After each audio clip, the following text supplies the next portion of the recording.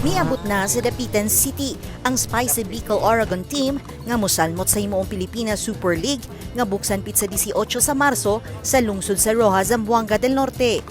Pinakaunang team sila nga miabot sa Zamboanga del Norte ug sa dapitan nila gipiling magpondo kay gawa sa pagdula buot sab nilang tudluan ang mga batanon nga mahiligon sa dulang basketball ug klase-klaseng mga teknik aron mamahimong profesional nga magdudula labi nga pipila sa ilang mga miyembro kanhi player sa Philippine Basketball Association kon PBA.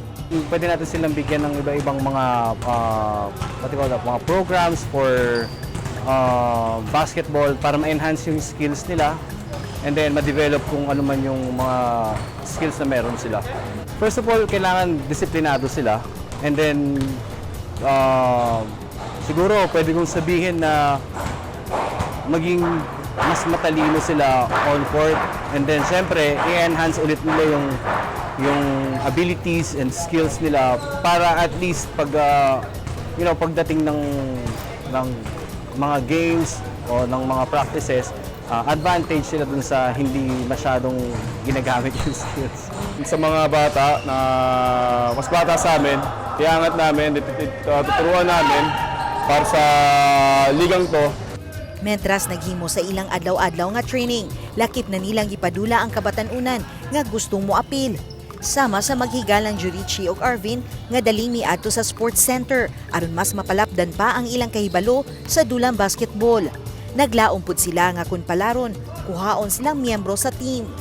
Mao lang gyud ako ang best nako, parang kuha jud ko sa aning PSL nga dula sa Bicol team. Dream nako ang makadtog Manila gyud. Unta. Nindot sis bumate ma'am.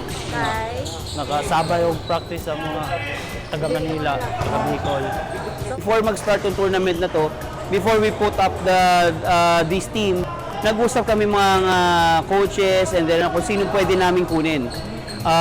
Kasi we don't have time para magpa-tryout lalo na nung nakaraan is alert level 4. So wala kaming time para magpa-tryout. So kumbaga kami, recommendation at saka mga nakita namin na maayos na player.